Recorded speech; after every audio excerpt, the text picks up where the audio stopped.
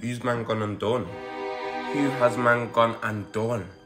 This is dark. I didn't even have time to restore my clothes before I woke up on a shocker. Say it can't be so. Oh no. Yeah, because we all know a career's finished now, right? Michael Ward. Michael Ward. Fuck, man. This was a lot of people's top boy. I was allegedly a victim of a Philly case. Oh, goodness gracious. Say it can't be so. Did the girl really say no? This is what we've got to find out. Because how has he been charged with this? Michael Ward, Top Boy's #1 actor. This is crazy. Not once, but twice. Flipping heck, man. Is this why Sully really shot him? Is this the reason? Because this just don't make sense. This is dark.